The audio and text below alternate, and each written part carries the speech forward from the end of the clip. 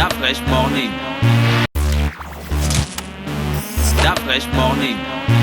Sur les 104.5 Urban FM, la station urbaine dans le Da Fresh Morning, le réveil matinal qui vous donne l'énergie, la musique et la bonne humeur. Je vous le disais en début de cette émission, on aura Pépé aujourd'hui pour parler de sport dans notre émission. Pépé qui est donc notre spécialiste du sport, hein, Gina, quand tu connais, tu sais que Pépé, tout le monde nous dit souvent, mais pourquoi vous ne laissez jamais parler Pépé? Est-ce qu'on ne laisse pas parler Pépé? Et Pépé a beaucoup de fans, hein? Beaucoup de fans. Fallon, tu te souviens hier, non?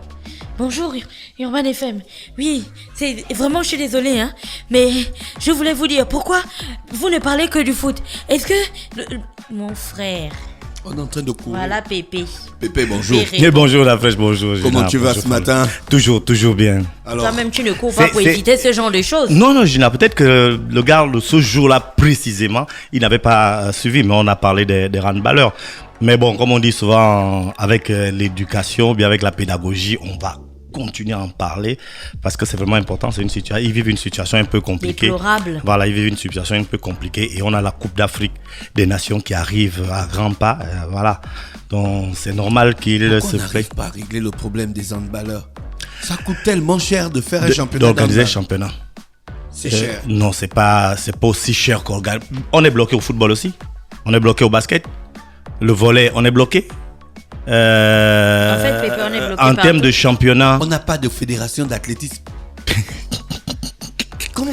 on a une fédération d'athlétisme qui ne marche pas. Qu'est-ce qu'il faut pour que ça marche? De l'argent, des milliards. Non, je crois une bonne organisation. Parce que en restant d'abord dans l'athlétisme, on se rend compte aujourd'hui que le Gabon a 3 grandes compétitions internationales. Donc du coup, sur le plan compétition, on n'a plus de problème. Ce qu'il faut juste gérer, c'est la préparation sur le plan local. Donc organiser... L'athlétisme, qu'est-ce qui compose l'athlétisme en général? Quand on dit la Fédération gabonaise d'athlétisme, c'est tous les sports où on court, non? Oui, tous les sports où on court. Après, il y a le saut en hauteur, les lancers du poids, voilà. Le saut à la perche, le javelot, voilà, toutes ces le disciplines, marteau. toutes ces disciplines. Mais nous, on voit plus l'athlétisme, courir. Mais autour de ça, il y a beaucoup d'autres disciplines comme on a pu les citer. Mais tu vois déjà que si la discipline mère à tous les problèmes, comme le disait un ministre des Sports récemment, on peut comprendre que les cyclistes se plaignent, ils n'ont pas de vélo pour faire des compétitions. On peut supposer que les footballeurs n'ont pas de stade, ils n'ont pas de ballon, mais les coureurs, il faut juste courir. Les routes sont... Bah non, c'est vrai qu'il ne faut pas. Il n'y a pas d'espace pour courir. Il n'y a pas d'espace pour courir. Il n'y a pas d'espace pour courir, Comment Pépé. ça? Où est l'espace pour courir? Le stade d'Angondje est fermé. Non, on parle d'entraînement. Hein. Oui, mais c'est ce que je te dis. Il y a une piste, non? Il y a une piste cycliste autour du terrain de foot. Le stade d'Angondje est fermé. Ce n'est ouvert qu'exceptionnellement. Mais le stade parce que d'Angondje la n'est pas... Nagesque n'existe plus. Mais le stade d'Angondje n'est pas fermé depuis 10 ans. Le stade d'Angondje n'est pas fermé depuis combien de temps? C'est quoi ton argument? C'est pour dire que, est-ce qu'avant que le stade d'Angondje soit fermé, Après, tu voyais les athlètes venir faire des compétitions. À chaque fois qu'on a fini les compétitions internationales ici, Pépé, on a fermé le stade d'Angondje. Le stade d'Angondje est fermé. Non, c'est fermé au grand public. Le stade de Nzeng, même lorsque... C'est fermé au grand public. Mais s'il y a une fédération qui vient faire... Les sièges des fédérations sont au stade d'Angondje. Voilà, donc s'il y a une fédération qui vient faire la demande pour l'occupation de la piste... Mais pourquoi tu ne trouves pas le président de la Fédération gabonaise d'athlétisme pour qu'il vienne nous dire ce qui ne va pas concrètement? Ben, ça va être compliqué parce que déjà, ça fait plusieurs années qu'il aurait dû faire. La Fédération gabonaise de taekwondo n'existe pas. L'art de la politesse par excellence, le taekwondo. Oui, ça n'existe pas. Qu'est-ce qui peut faire que les gars ne puissent pas faire fonctionner cette fédération? Mais on n'est même pas au niveau d'abord de faire fonctionner. On est d'abord au niveau de mettre en place une fédération au niveau du taekwondo. Ça veut dire que le constat est général, le sport gabonais va mal. Mais à chaque discipline, il y a ses spécificités. On a parlé de l'athlétisme, c'est un problème de fonctionnement. Le taekwondo, c'est un problème d'existence. Il faut d'abord que la fédération existe. Il n'y a pas de fédération. Le comité, on va dire que la fédération internationale avait commis à la commission, comment on appelle ça, au comité olympique de mettre en place une fédération et donc d'aller d'abord dans les provinces, de mettre en place des ligues parce que ce sont les ligues et les associations qui élisent le bureau fédéral. Donc il devait avoir d'abord ce travail-là en amont pour qu'ils viennent avoir une fédération. Mais jusque-là, c'est le statu quo. Il y a eu une tournée, mais à la fin de cette tournée, on ne voit rien, on n'a rien vu. Donc rien ne peut faire en sorte que demain, il y ait élection au niveau de la fédération de taekwondo. Donc là, c'est un vrai blocus sur le plan administratif. On ne peut rien faire. Les athlètes qui ont la chance de sortir, ils vont sur le plan individuel parce que Anthony Obam, c'est quelqu'un qui est mondialement connu, donc il va s'inscrire de manière personnelle. Les clubs, comme Boxing était venu là, il peut aller inscrire son club parce qu'il est connu, parce qu'on fait confiance. Mais comme les autres ont le support fédération, nous on n'en a plus au niveau du taekwondo. Et c'est un vrai problème parce que ça dure déjà depuis plus de 5 ans. On est là, on tourne. La seule compétition, on ne peut plus donc organiser une Coupe du Gabon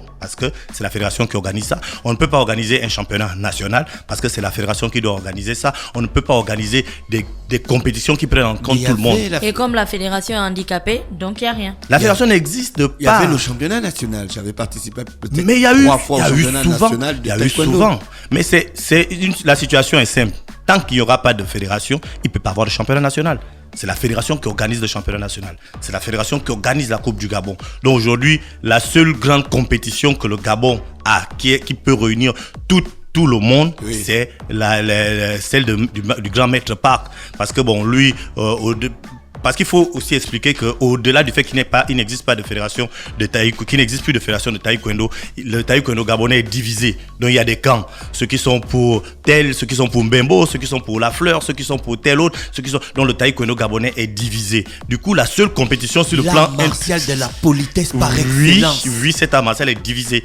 Donc du coup, la seule compétition où il y a, que je veux dire, le respect total, c'est la compétition du Grand Maître Park parce que le Grand Maître Park, c'est le Grand Maître Park, tout le monde le respecte. Donc quand il organise quelque chose, toutes les parties viennent. Mais pour le reste, si le maître Simon a organisé sa compétition, ceux qui ne sont pas avec lui ne vont pas venir. Si La Fleur a organisé son championnat, ceux qui ne sont pas avec lui ne vont pas venir. Donc triste, du coup, c'est triste. Du coup, le taekwondo qui devait être... Parce qu'on a vu les rares sorties des gars ici qui ramenaient des médailles et on est divisé. Donc imagine un peu que le taekwondo gabonais était réellement uni, mais les gars devaient être beaucoup plus forts parce qu'ils devaient être en compétition, ils devaient être en jambes pour pouvoir aller défier les autres à l'extérieur. Mais là on est dans un statu quo qui est terrible et comme je le disais, c'est une réalité qu'on rencontre partout. Des enquêtes, va interviewer les gars, pose-leur les questions à quel niveau ça bloque.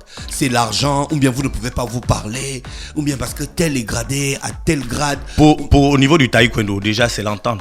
Ça a toujours été, je crois que si leur équipe nationale, c'est qu'il y a un problème. Mais oui, ce que je dis déjà, tu as bouffé mon argent ou tu as dragué ma femme. Mais tu sais qu'il y a aussi le genre simplement, mais pourquoi ça doit être lui? Et pourquoi ça doit être toi? Voilà, mais ça peut être l'origine d'un conflit. Pourquoi ça va être Dafresh? Pourquoi toujours lui? Pourquoi si on fait une élection et qu'on vote Dafresh? Pourquoi Dafresh? Non, moi je pense que je peux être président aussi. Non, Pépé fait les enquêtes. Tu vois, prends un dictaphone, va faire des interviews, demande aux gars c'est quoi le problème.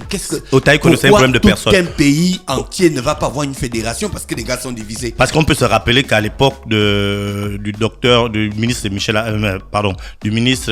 Nicolas Sellé, il y avait eu d'abord élection. Et à cette élection-là, David Mbembo avait gagné. Donc David Mbembo était président de la fédération. Maintenant, après, il est ressorti de cette élection qu'il y avait eu des... malversations. Non, pas des malversations. On n'a pas suivi certaines procédures. Oui. Donc, il fallait annuler cette élection et reprendre une nouvelle. Maintenant, entre le moment où Mbembo avait été élu et qu'il avait été entre griffes déchues, jusqu'aujourd'hui, il n'y a plus d'élection et ça fait plus de 5 ans comme je te disais. Et le comité olympique, la balle est au niveau du comité olympique qui dit aussi qu'il n'a pas tout l'argent nécessaire pour réorganiser ça. Mais tant qu'on ne va pas faire une élection, parce que s'il y a une élection reconnue par le comité olympique, les gars qui ont volé 85 milliards, on peut lui donner même 200. Les gars, donnez-moi juste 200 millions pour arranger le taekwondo. Même bien moins que ça. Même bien moins que ça. Donc tu vois que, et comme si on commence à citer toutes les disciplines c'est la même chose. On a dit le handball, C'est vrai, il y a une fédération, mais il n'y a pas l'argent pour organiser le championnat national. Le basketball, il y a une fédération, il y a une ligue nationale, mais il n'y a pas l'argent pour organiser le championnat national. Le football même, qui est la discipline entre griffes mères, a une fédération, a une ligue nationale, mais il n'a pas de l'argent pour organiser le championnat national. On se retrouve dans une situation où on a des disciplines, on a des fédérations et on n'a pas de championnat national. On a juste des hommes qui manquent d'éducation. Oui, ça peut aussi, parce qu'à un moment donné, on peut s'asseoir et puis organiser les choses selon les moyens qu'on a.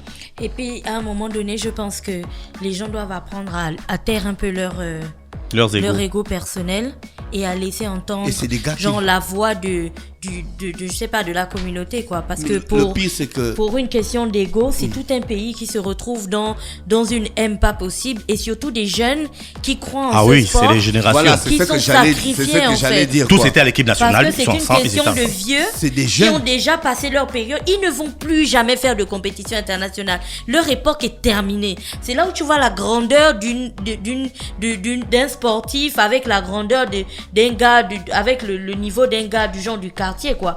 Parce qu'un sportif, ok, il n'est pas arrivé là où du genre il espérait arriver, mais quand il coach quelqu'un, il va faire en sorte que tu dépasses son niveau. Chez nous, on est là où il va là, peut-être qu'il va même me dépasser. Non, je dois être au Gabon, la seule personne à avoir eu le truc là, qu'on va dire que c'est moi, du genre que Dieu avait créé ça pour moi. Ça n'a pas de sens, Pépé. C'est des vieux, et c'est des vieux aigris. Et on ne peut pas continuer à fonctionner avec des gens comme ça, sauf que non, il faut des personnes qui ont du courage. Aujourd'hui, ce ne sont même plus les vieux.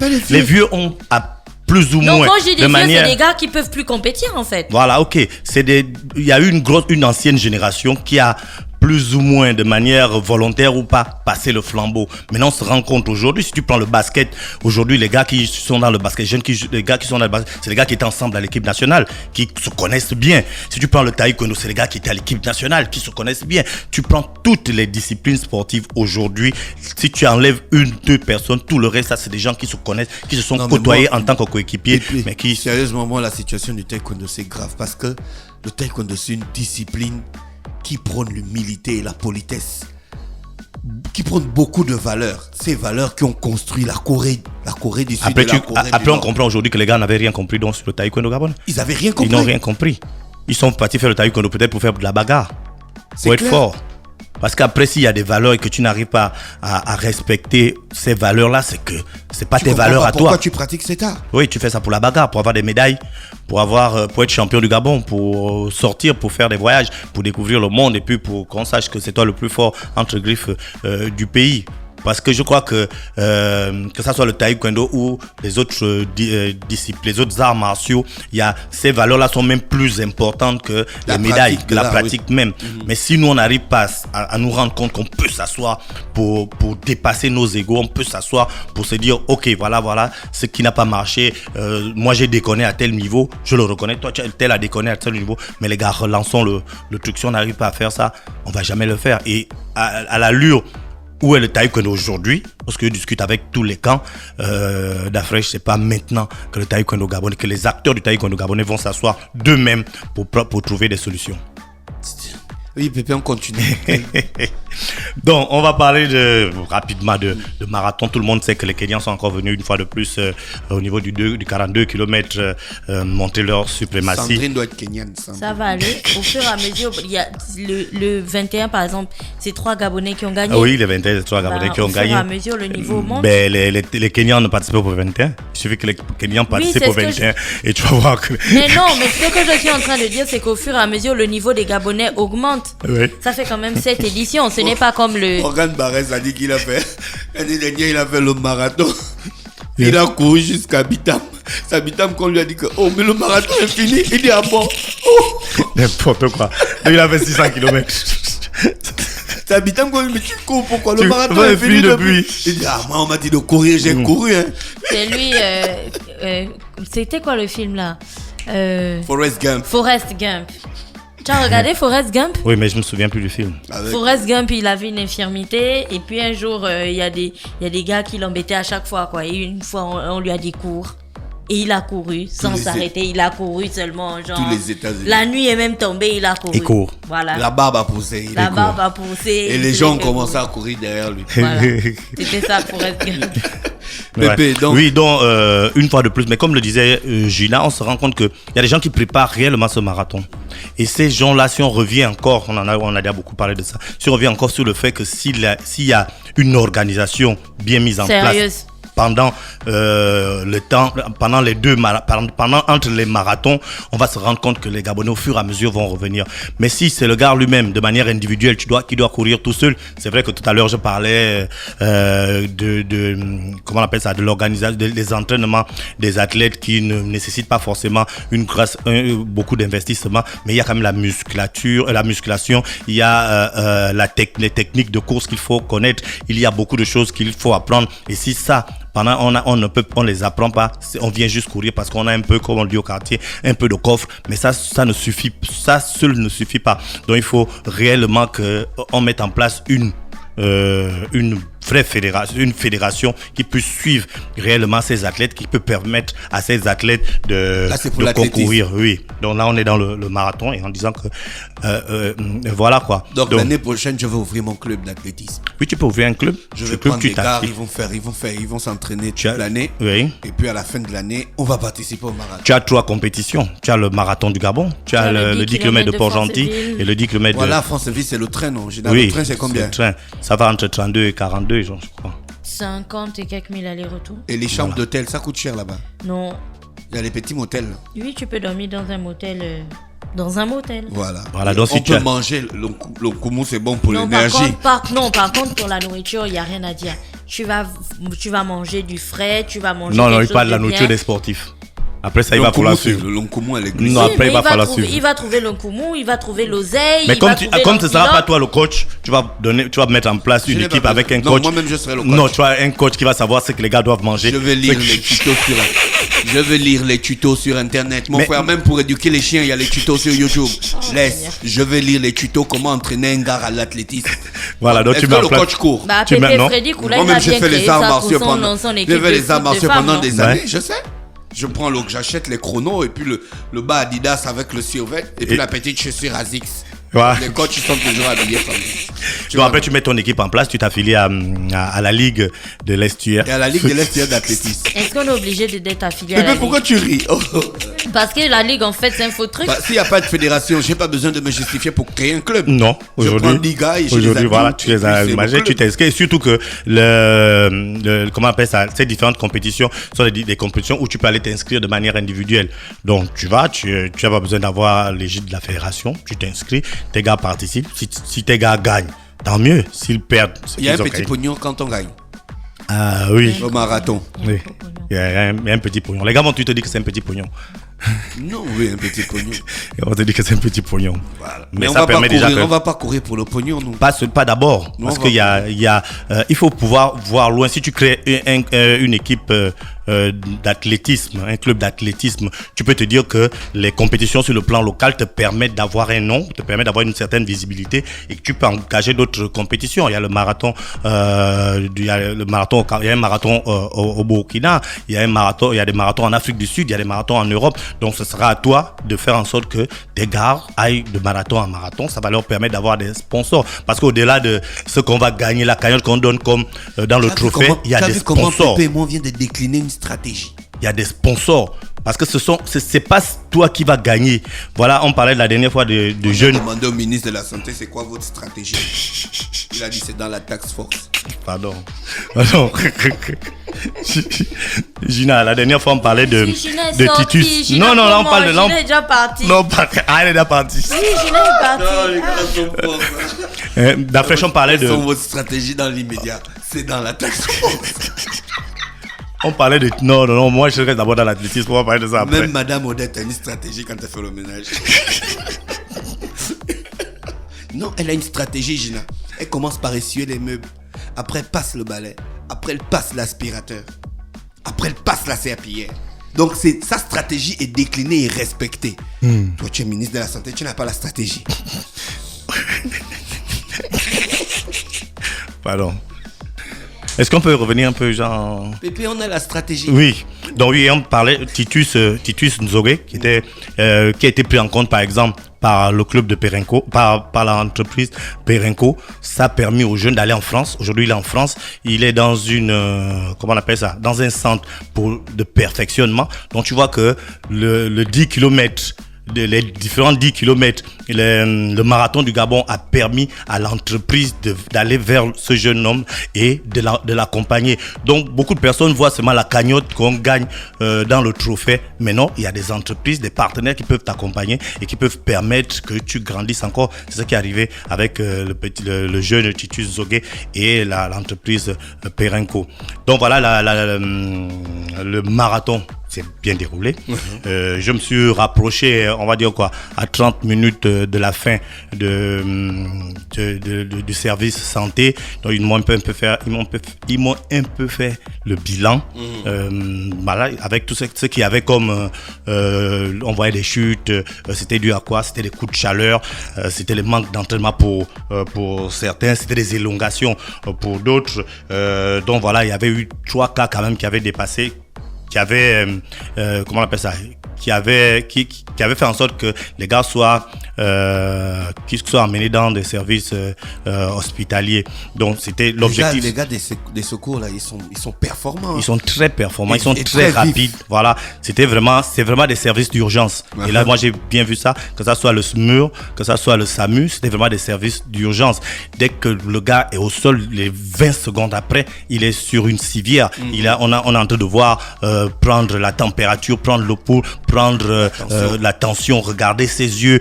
Moi j'ai vraiment vécu ça, j'ai vu la rapidité avec laquelle les équipes travaillaient. C'était vraiment impressionnant parce c'était harmonisé. Tu vois, non? Il y avait un chef qui était là, qui était debout.